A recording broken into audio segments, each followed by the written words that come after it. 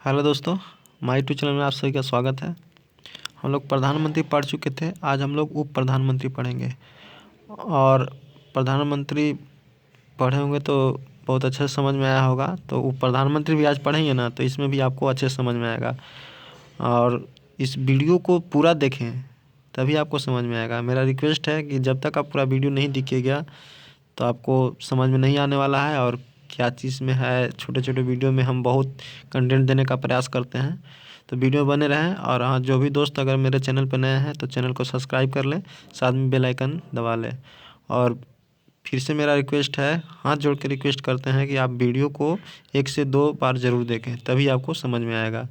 ऐसा नहीं है कि कोई व्यक्ति है कि एक बार पढ़ लिया तो वो महान बन जाता है, ऐसा नहीं है। उसको जितना भी पत्थर को रगड़िएगा ना, उतना वो औजार बनता है ना।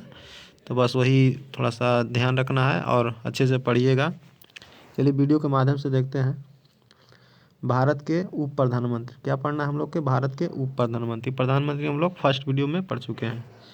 भारत में अभी टोटल कितने उप प्रधानमंत्री बने हैं? तो 7। कितने बने हैं? 7। ठीक है, पहले देखते हैं। सरदार वल्लभ भाई पटेल है भारत के पहले उप प्रधानमंत्री थे। ठीक है, इनका कार्यकाल की बात करें तो 15 अगस्त 1947 से 15 दिसंबर 1950 तक रहे थे। क्या रहे थे भारत के? तो उप प्रधानमंत्री। ये जवाहरलाल नेहरू जी के समय में उप प्रधानमंत्री थे। जब जवाहरलाल नेहरू जी बने थे भारत के प्रथम प्रधानमंत्री, उन्हीं के समय में ये उप प्रधानमंत्री थे। कौन थे? सरदार वल्लभ भाई पटेल जी। ये लौह पुरुष के नाम से इनको क्या कहा जाता है? लौह पुरुष के नाम से किन्हें जाना जाता है? तो सरदार वल्लभ भाई पटेल को। लौह पुरुष किसको नाम जाना जाता है? तो सरदार वल्लभ भाई पटेल को क्या बोलते हैं? लौह पुरुष। लौह पुरुष किसको बोलते हैं? सरदार वल्लभ भाई पटेल को। ये भारत के पहले गृह मंत्री थे। भारत के पहले गृह मंत्री कौन थे? तो सरदार वल्लभ भाई पटेल जी। गृह मंत्री कौन थे भारत के सबसे पहले? तो सरदार वल्लभ भाई पटेल जी। गृह मंत्री कौन थे? सरदार वल्लभ भाई पटेल जी। इनका जन्म कब हुआ था? तो 31 अक्टूबर को हुआ था। इसलिए 31 अक्टूबर को क्या मनाते हैं? राष्ट्रीय एकता दिवस। राष्ट्रीय एकता दिवस कब मनाते हैं? तो 31 अक्टूबर को। राष्ट्रीय एकता दिवस 31 अक्टूबर को।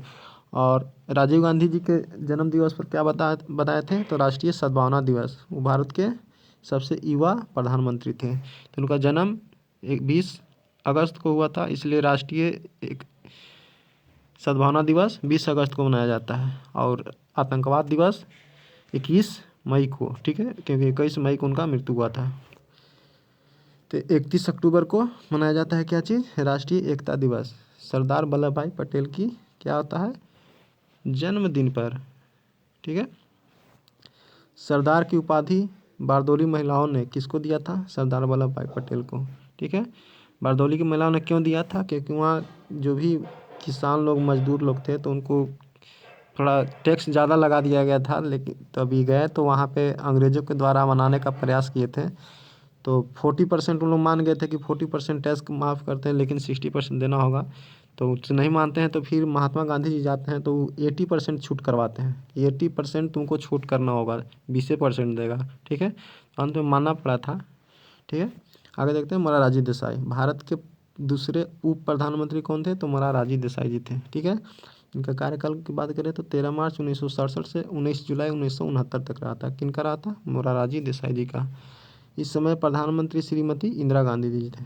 ठीक है, तो भारत में तीसरे प्रधानमंत्री कौन थे? श्रीमती इंदिरा गांधी जी। ठीक है, तो इसी समय मोरारजी देसाई क्या थे? उप प्रधानमंत्री थे। और पहले जवाहरलाल नेहरू के समय कौन थे? सरदार वल्लभ भाई पटेल जी क्या थे?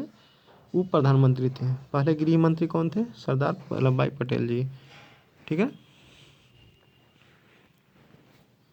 आगे हैं जगजीवन राम। ये कनिष्ठ थे कौन? जगजीवन राम भारत के तीसरे उप प्रधानमंत्री थे। इनका कार्यकाल बात करें तो 24 जनवरी 1979 से 28 जुलाई 1979 तक। ठीक है, 24 जनवरी 1979 से 28 जुलाई 1979 तक रहते हैं। सबसे ज़्यादा दिनों तक, लगभग 32 वर्ष तक मंत्री के पद पर बने रहने वाले भारत के पहले उप प्रधानमंत्री हैं।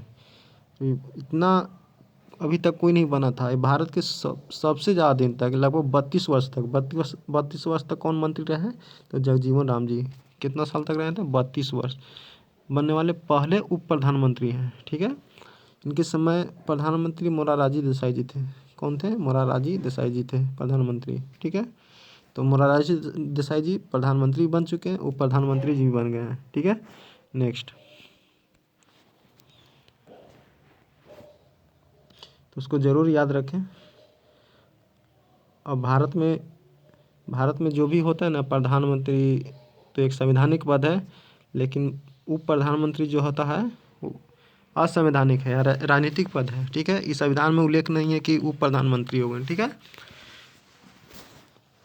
तो जिसका उल्लेख संविधान में नहीं है उसको गैर संविधान बोलते हैं, और जिसका उल्लेख है उसे संवैधानिक बोलते हैं। ठीक है, तो ये राजनीतिक पद है। उप प्रधानमंत्री क्या है? राजनीतिक पद है। ठीक है, चौधरी चरण सिंह आगे क्या है? चौधरी चरण सिंह, ये भी वरिष्ठ हैं। 24 जनवरी 1949 से 28 जुलाई 1979 तक रहे थे। ठीक है, इस समय प्रधानमंत्री कौन थे? मोरारजी देसाई जी थे। कौन थे? मोरारजी देसाई जी थे। तो चौधरी चरण सिंह के समय में प्रधानमंत्री कौन थे? तो मोरारजी देसाई जी। ठीक है, आगे है वाईबी चल्हान। वाईबी चल्हान, इसका नाम नहीं सुने होंगे आप लोग, कोई बताता भी नहीं है, और बताता भी है तो बहुत कम रेयर केस में आपको मिलेगा। तो चलिए हम आपको बता देते हैं। ठीक है, तो वाईबी चल्हान भारत के उप प्रधानमंत्री चौथे कौन है? वाईबी चल्हान। इनका कार्यकाल की बात करें तो 28 जुलाई 1979 से 14 जनवरी 1980 तक रहे थे। कब तक रहे थे? 28 जुलाई 1979 से 14 जनवरी 1980 तक। इनके समय में भारत के प्रधानमंत्री कौन थे? चौधरी चरण सिंह। चौधरी चरण सिंह क्या थे? प्रधानमंत्री थे। आगे है चौधरी देवीलाल। चौधरी देवीलाल नाम सुने होंगे आप लोग। इनका कार्यकाल की बात करें तो 2 दिसंबर 1989 से 1 अगस्त 1990 तक रहे थे। कब तक रहे थे? चौधरी देवीलाल कब रहे थे? 2 दिसंबर 1989 से 1 अगस्त 1990 तक। ठीक है, इस समय भारत के प्रधानमंत्री कौन थे? विश्वनाथ प्रताप सिंह थे। कौन थे? विश्वनाथ प्रताप सिंह थे। ठीक है, नेक्स्ट, आगे चौधरी देवीलाल। चौधरी देवीलाल, इनका कार्यकाल की बात करें तो 10 नवंबर 1990 से 20 जून 1991 तक रहे थे। इस समय भारत के प्रधानमंत्री कौन थे? तो चंद्रशेखर जी। कौन थे? चंद्रशेखर सिंह जी। भारत के प्रधानमंत्री कौन थे? चंद्रशेखर जी। चौधरी देवीलाल जी क्या थे? उप प्रधानमंत्री थे। उस समय प्रधानमंत्री क्या थे? चंद्रशेखर सिंह थे। ठीक है, लाल कृष्ण अंडवाणी। लाल कृष्ण अंडवाणी अभी लाल कृष्ण अंडवाणी को ही मोदी जी ने भारत रत्न देने का ऐलान किए हैं। ठीक है, 29 जून 2002 से 22 मई 2004 तक। ठीक है, इस समय भारत के प्रधानमंत्री अटल बिहारी वाजपेयी थे। क्या थे? अटल बिहारी वाजपेयी थे। कौन थे? अटल बिहारी वाजपेयी। लाल कृष्ण अंडवाणी क्या थे? भारत के उप प्रधानमंत्री। ठीक है,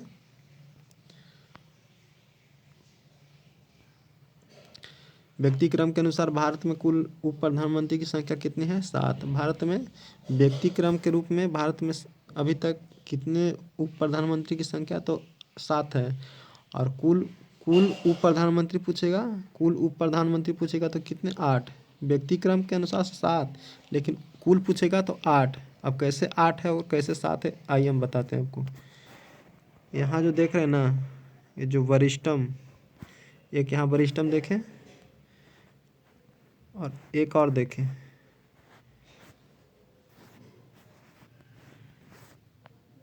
दिखा, ये देखिए जगजीवन राम जी, एक वरिष्ठम यहाँ थे और एक वरिष्ठम वहाँ आप देखें। ठीक है, देखें ना यहाँ पे चौधरी चरण सिंह जी, तो इसलिए ये दूसरे हैं, वरिष्ठम हैं, तो इसलिए इस अनुसार से क्या में हुए टोटल हो गए उप प्रधानमंत्री 8 गो, और व्यक्ति क्रम से टोटल 7 ही हुए। तो दोस्तों ये वीडियो में कैसा लगा आप अपना फीडबैक ज़रूर दें, और मिलते हैं नेक्स्ट वीडियो में। और जो भी नए दोस्त हैं मेरे चैनल पे, तो चैनल को सब्सक्राइब ज़रूर कर दें और वीडियो को ज़्यादा से ज़्यादा शेयर कर दें। ठीक है, ताकि गरीब से गरीब बच्चा पढ़ सके, और इसमें कोई पैसा नहीं लगने वाला है आपको शेयर करने में। चलिए ठीक है दोस्तों, मिलते हैं नेक्स्ट वीडियो में। धन्यवाद।